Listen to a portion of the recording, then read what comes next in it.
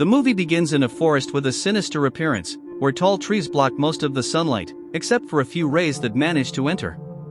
Suddenly, a dirty hand grabs a tree, and we soon see the silhouette of a teenager in a yellow hoodie running exhaustively. The figure looks extremely tired, as it collapses onto the ground after a few minutes of running, leaning on its knees and arms, while its fingers claw at the muddy ground around it as it gasps for air. In the next scene, we see a red bus driving down a lonely road surrounded by tall trees. Inside the bus, Nolan, a teenager with his gray hoodie up, has his headphones plugged in, looking out the window. As the bus moves forward, we notice a teenage girl sitting in an adjacent seat drawing in a sketchbook. Nolan glances at her and smiles shyly, clearly harboring a crush. The voice on the radio announces a lunar eclipse that will occur soon, and the driver lowers the radio volume before turning to the teenagers, asking if they will watch it.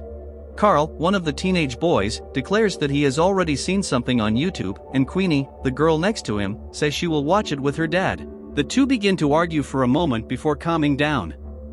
After a minute of silence, Reggie, a teenager with a nose piercing who was sitting alone in the back, crushes an empty can and throws it at Nolan, who is in the front, hitting him in the head. When Nolan turns around, Reggie shows him the middle finger, and he retaliates before turning back to see Bess, his crush, smiling at him. The boys joke around for a minute, and after the commotion dies down, Joe asks Bess if she will watch the lunar eclipse.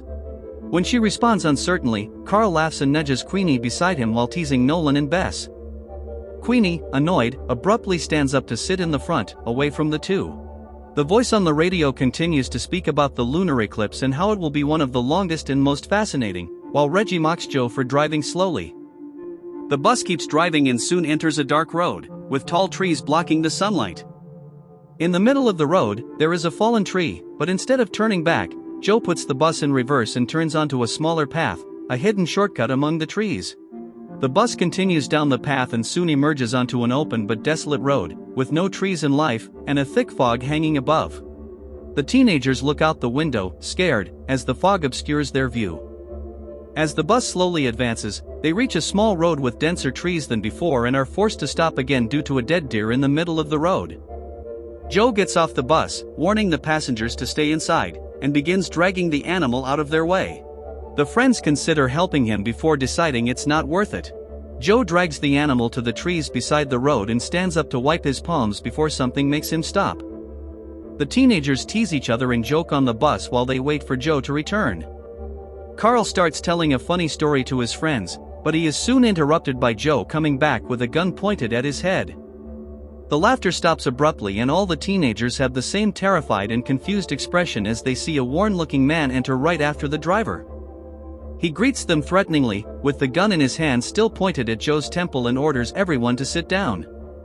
Joe urges them to remain calm, assuring them that the man won't hurt them. The man with the gun does not seem impressed by this declaration and shoves Joe, ordering him to just sit and drive without saying anything, directing the order at the teenagers as well, and they all sit quietly, except for Reggie, who stubbornly maintains his posture for a moment before returning to his seat at the back of the bus. The armed man turns back to Joe in the driver's seat and orders him to drive while the doors close. Carl suddenly remembers something while watching the maniac in front. The scene shifts to a few days earlier when Carl was having lunch with his dad, Chris. He was telling the older man a story about how he helped save a girl from bullies at school, and we can see that his dad does not quite believe the story but allows him to tell it anyway. The story becomes more intense and absurd, but his dad maintains a false expression of surprise and admiration. When he tries to describe how he defeated the bullies, he accidentally spills ketchup on his dad's tablet. As Chris cleans up the mess, we see a news article displayed on the screen with the face of a convicted criminal standing out. Carl asks his dad about it, and Chris tells him about the serial killer who just escaped from prison. He explains that they are doing everything they can to find him because he is a lunatic who eats tongues and seems to have an obsession with teenagers. Chris teases Carl, telling him not to worry since he could handle the runaway criminal just like he did with the bullies at school. Back in the present, Carl's eyes widen as he recognizes the armed man as the escaped criminal. The day turns to dusk and the bus continues driving. Pedro orders everyone to throw their phones out of the window so that they can't call for help. They quickly comply, except for Reggie, who stares him down from his seat at the back. From the driver's seat, Joe calls Reggie's name and pleads with him to do what Pedro asks, but the dirty man silences him, laughing maliciously. Pedro strides determinedly toward Reggie at the back of the bus and presses the barrel of the gun against his head, assuring him that the gun is real. After letting a slew of curse words escape his mouth, Reggie finally concedes and hands over his phone to Pedro, who snatches it and complains about the teenagers being zombies. He demands they sit down and enjoy the ride while Joe continues driving. Joe keeps driving the bus as it gets darker around him. Outside, there are signs indicating that they are driving into an abandoned military zone. Nolan and Bessie talk to Carl ahead of them, their eyes telling him to knock the gun out of Pedro's hand, but the boy is too scared to do so and shakes his head. They look back at Reggie and watch the gun in Pedro's hand again, and this time it's Bessie's turn to shake her head in denial. At that exact moment, Pedro looks back, and the two quickly sit up straight. Pointing the gun at him, Pedro asks Nolan his name, to which the teenager reluctantly responds. Pedro comments that his name sounds like something from a comic book and then makes a statement about liking comics when he was a kid, but not in a very friendly way. He recounts that the first thing he stole was a pack of cigarettes and comic books, showing how obsessed he was. The bus remains quiet after that, and they slowly continue driving until they reach a tunnel with bright lights, where they soon enter. Then the engine fails and the bus inexplicably breaks down. Joe curses loudly and Pedro stands up, demanding to know what happened. As Joe tries to explain, the barrel is pressed against his head again, and his captor orders him to fix it. The shaken driver turns the key in the ignition several times, but the engine won't start. Pedro becomes irritated and turns to grab Queenie, who is sitting just behind him. The girl squirms and begs not to be hurt, but Pedro presses against her temple and orders Joe to fix the engine if he wants to save her. Joe pleads with him to remain calm, but Pedro just shouts for him to get out of the bus and fix the engine. He warns Joe not to try anything funny and extends the warning to the teenagers behind him before shoving Queenie out of the bus behind Joe. Going to the side of the bus, with Pedro and Queenie on his tail, Joe opens a compartment under the bus and begins looking with a flashlight. The rest of the teenagers watch from inside the bus and Carl begins to panic. He tells his friends that Pedro is definitely going to kill them, and Bess says that to prevent this, they need to disarm their captor. Terrified, Carl shakes his head disapprovingly and says it would be too dangerous to disarm him now, and Reggie agrees. Joe doesn't seem to figure out what the problem is with the bus and judges that it's an engine issue, something he can't fix. Suddenly, the lights go out and the entire tunnel is dark, with the only visible lights coming from inside the bus.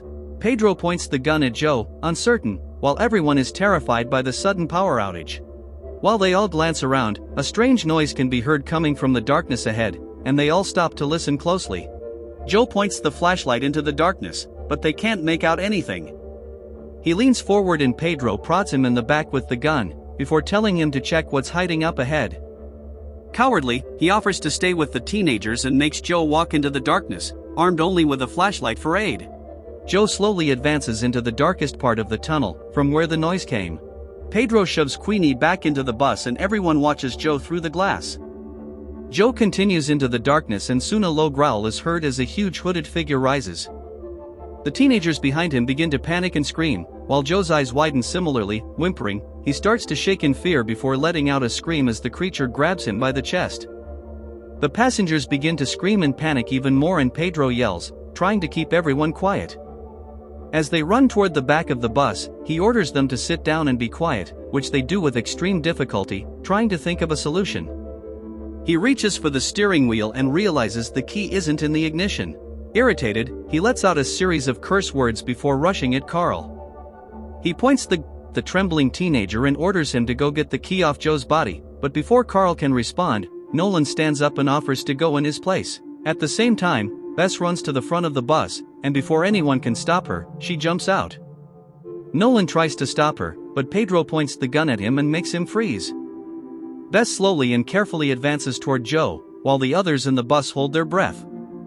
When she reaches what's left of Joe, she crouches trembling to put her hand in his pocket to get the key.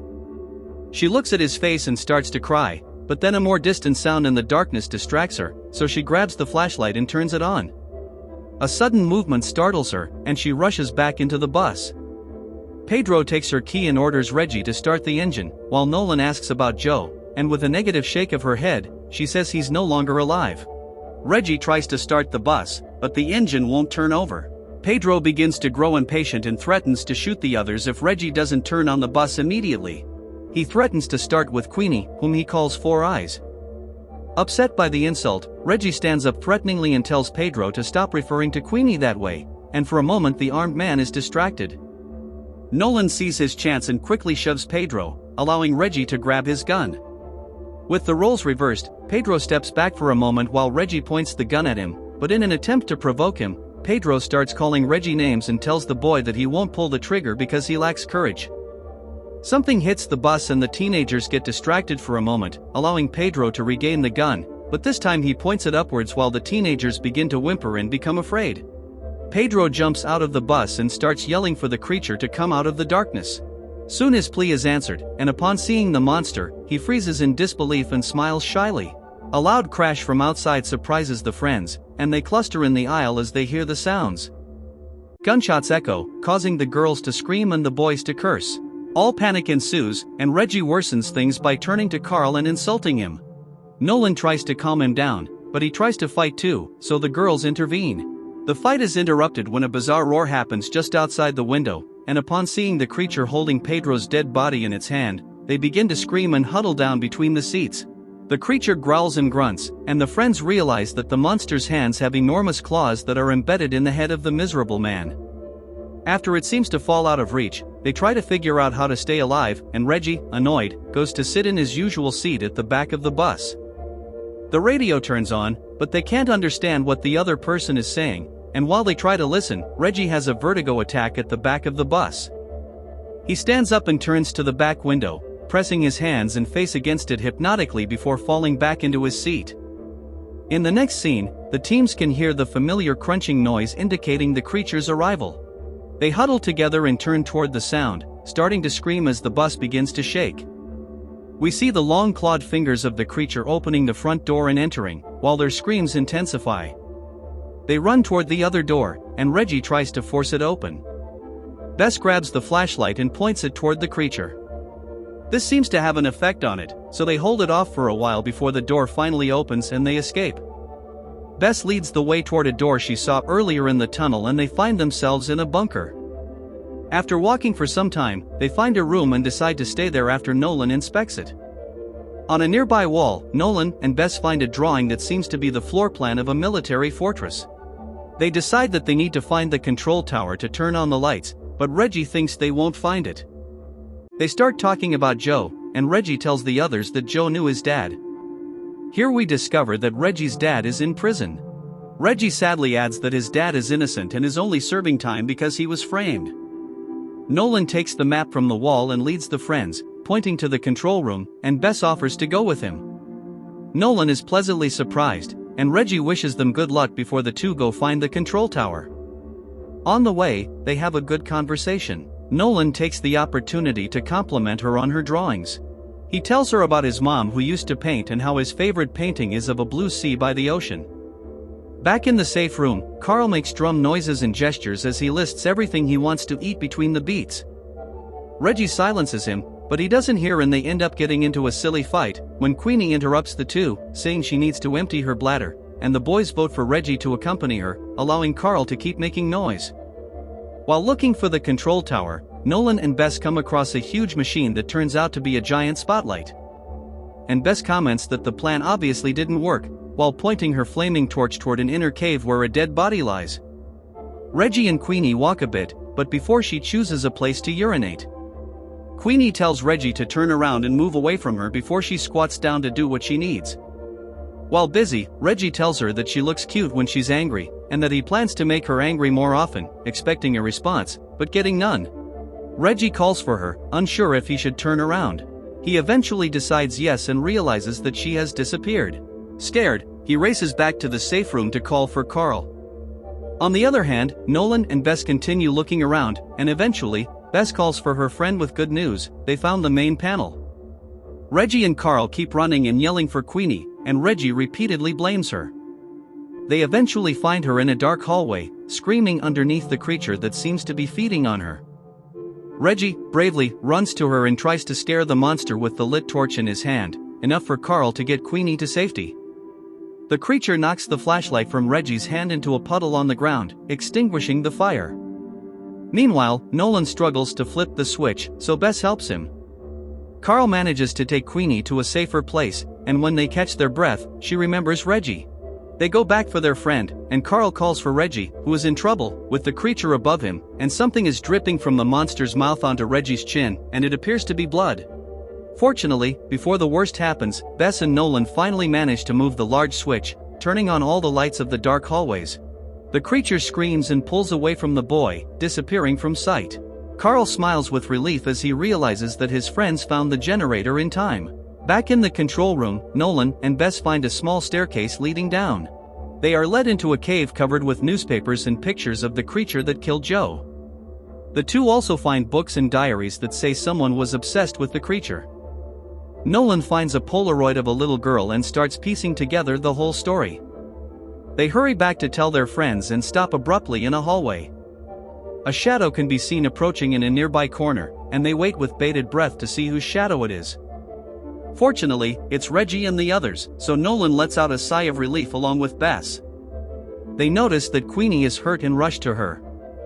Carl starts babbling about what happened, but no one can understand what he's saying, so Nolan calms him down while Bess examines Queenie's injury.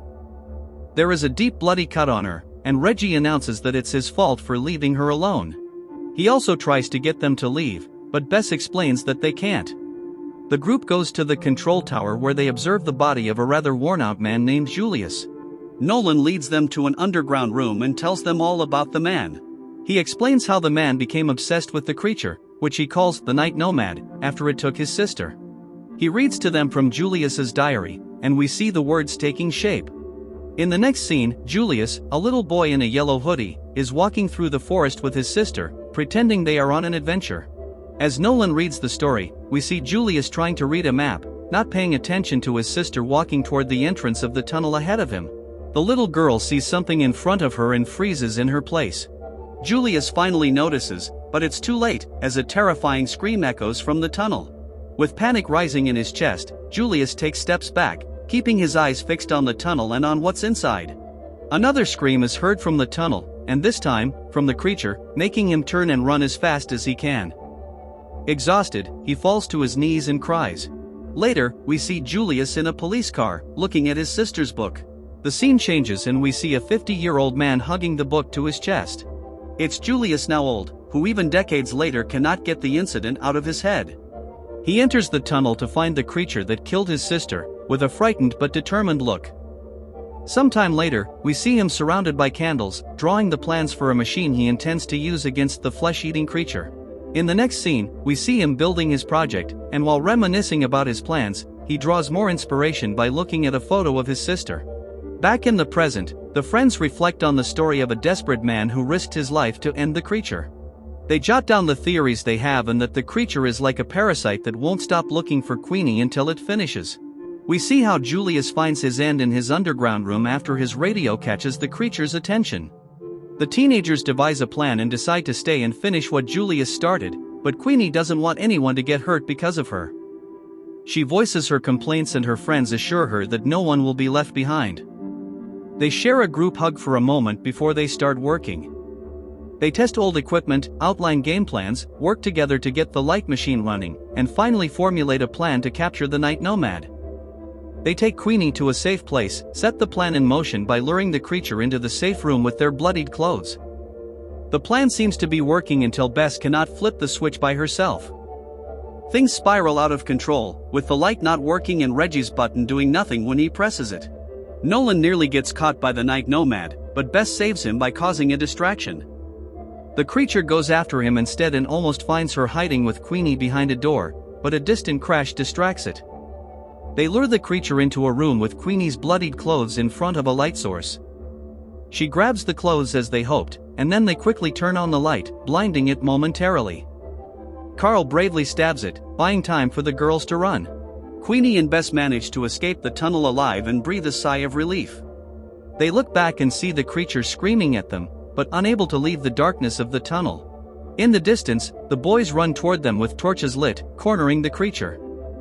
They reach the Night Nomad and set it on fire, and then, happy and relieved, they watch it burn to death.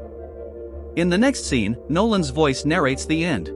The answer to the riddle Joe made earlier on the bus is courage. He tells us how courage was the lesson of their trial and how, even if no one took them seriously, it would stay with them forever. In the end, we see police officers checking the tunnel. One goes deeper to inspect the safe rooms with a flashlight. A loud scream makes him stop and look around. He comes face to face with something and his flashlight goes out, while his eyes widen, and then his screams echo throughout the tunnel.